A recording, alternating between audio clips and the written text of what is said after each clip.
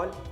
I, Dr. Mohsin Aslam, physician from Asian Institute of Gastroenterology, Hyderabad, welcome you all for the workshop on home blood pressure monitoring. And I'll be talking on need for home blood pressure monitoring. Good evening to all. I am Dr. Hasmukh Shah, Professor and Head, Department of Physiology, Pramukh Swami Medical College, Bhai Kaka University, Karamsad, Gujarat, India. And I am going to talk about how to measure the blood pressure. So, need for home blood pressure monitoring. Why do we need to measure blood pressure at home? So, I'll be talking what are the advantages of home blood pressure monitoring, what are the disadvantages of office BP monitoring, and I'll be talking on few lines of words about ambulatory blood pressure monitoring. So, we all know hypertension is the leading cause of cardiovascular diseases, renal diseases, and one of the most common preventable cause of cardiovascular disease is death. And its prevalence is increasing, and the death due to cardiovascular disease is increasing. And almost nearly 1/3 of the patients in the age group of 40 to 60 years of age have poor blood control of blood pressure despite effective medication. So there is a need of better blood pressure control to prevent the cardiovascular risks and mortality. And there are phenomena we know, white coat hypertension, where the office BP recording of the blood pressure is high and the home blood pressure is normal.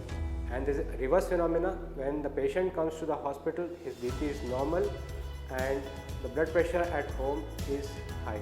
And this is one of the most common reasons for increased cardiovascular risk. And nearly 10 to 15% of the population are affected with this condition. This condition is called masked hypertension.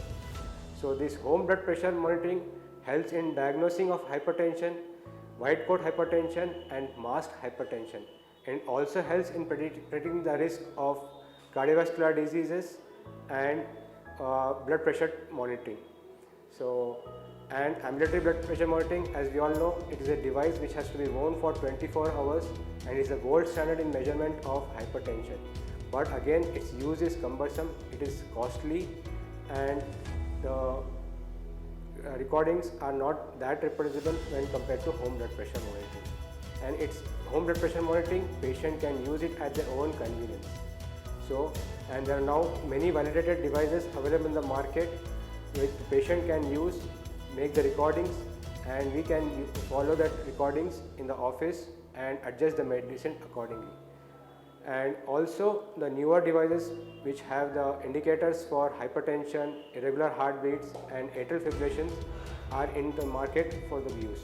So now in Indian scenario where the cost is also a factor and patient compliance is a factor, home blood pressure monitoring and is more appropriate in our setting for diagnosing hypertension, preventing cardiovascular diseases and monitoring of hypertensive therapy.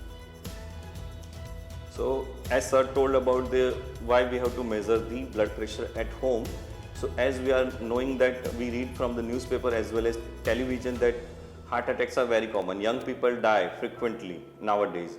So overcome that unwanted cardiovascular event, blood pressure is the main factor responsible for the cardiovascular event. So here, as we know, this blood pressure is considered as one of the biomarker for the cardiovascular disease. So ideally, we have to measure blood pressure regularly at our home. Now, regular measurement of the blood pressure mainly depends on the accurate technique as well as accurate instrument. So ideally, we have to focus on the both device as well as proper technique.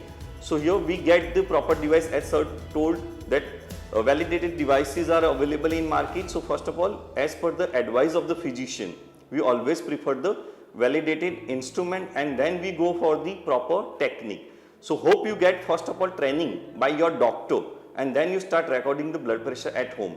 So when you are recording the blood pressure at home, first of all, keep few points in mind that all of you take 5 or 10 minute rest as well as avoid any food, tea, coffee, cigarette, tobacco, chewing gum before the measurement of the blood pressure.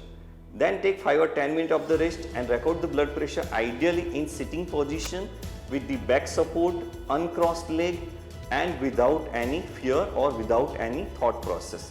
And then you record the blood pressure by digital device. Here you have to discard the first recording and then you take the another 3 readings, and we can consider average of these 3 readings for the data purpose, for the storage, and on the basis of this average of 3 readings we are going to predict or we are going to check our prognosis. So this is all about the how to record the blood pressure. Thank you.